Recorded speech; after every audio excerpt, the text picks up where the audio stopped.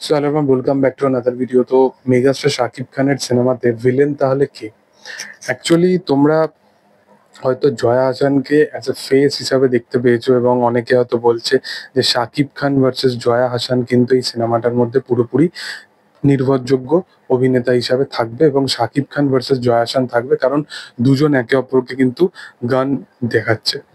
এবার এই রকম সিচুয়েশনশিপ সিনেমার মধ্যে এটা থ্রিলিং বেস যেহেতু, হয়তো এটাও পরবর্তী টাইমে দেখা যেতে পারে যে জয়া আহসান এবং শাকিব খান একই সাথে লড়ছে, এরকম কিছু একটা হতে পারে কনসেপ্ট। বা জয়া আহসানই তাদেরকে হেল্প করেছে সেই বিল্ডিংটাতে হস্টেজ সিচুয়েশন ক্রিয়েট করার জন্য। তো এরকম কিছু একটা কনসেপ্টের ওপর সিনেমাও কিন্তু হতে পারে এটা।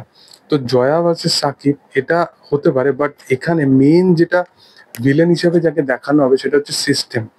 সিস্টেম একটা দেখানো হবে এবং সেকেন্ডারি তুমি আরেকটা জিনিস ফলো করবে, এখানে একজন কিন্তু সিস্টেমটাকে পুরোপুরি কন্ট্রোল করছে, যেটা সম্ভবত শাকিব খান যদি হয়তো ভালো, যদি ভিলেন হয়ে থাকে তাহলে কিন্তু সেটা ম্যাসিভ লেভেলের একটা ভিলেন হবে। কারণ তার যে স্ক্রিন মানে ওপেন আছে, এরকম চারিপাশে 4টে কান্ট্রির নাম লেখা আছে, তো সেইগুলোকে পুরোপুরি দেখানো হয়েছে।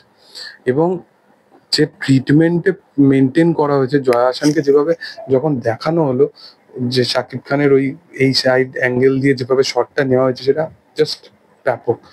সিনেমাটা ট্রিটমেন্ট টিজারটা ব্যাপক এবং ফুল মাস মেটেরিয়ালের যদি কোনো একটা এক্সাম্পল সেট আপ করার থাকে তাহলে সেটা রায়ান রফি করে দেখিয়েছে। তো রায়ান রফি ভিজুয়ালি মানে এই মানুষটার ধারে কাছে কেউ নেই। এবং সত্যি কথা বলতে শাকিব খানকে নিয়ে যেটা করেছে সে, তুমি দেখবে যে তুফানের সময় সে যতটা চেয়েছিল, যেখানে কিন্তু গান দেখানোর চেষ্টা করা হয়েছিল, গান নিয়ে সে ফায়ার করছে এরকম দেখানোর চেষ্টা করা হয়েছিল, এই জিনিসগুলোকে কিন্তু প্রচন্ড রেপ্লিকেট করার চেষ্টা করা হয়েছিল। কিন্তু এইখানেতে particularly hand to hand fighting sequence রেখেছে, যে একটা অভিনেতাকে নিয়ে দুরকম ভাবে কিন্তু সে মেনটেন করার চেষ্টা করেছে। এরকম কাইন্ড অফ নয় যে সে কোথাও গিয়ে মানে একই ট্রিটমেন্টের ওপর সে সিনেমাটাকে বানিয়েছে, তো সেরকম কাইন্ড অফ কাজ কিন্তু সে করছে না।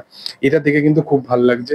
তো পার্টিকুলারলি যেরকম লেভেলটা সেট করেছে রায়ান রাফি, আশা করব যে ফরকাস্ট এটা যদি থাকে তাহলে ট্রেলার বা গান ফানগুলো কি লেভেলের হবে।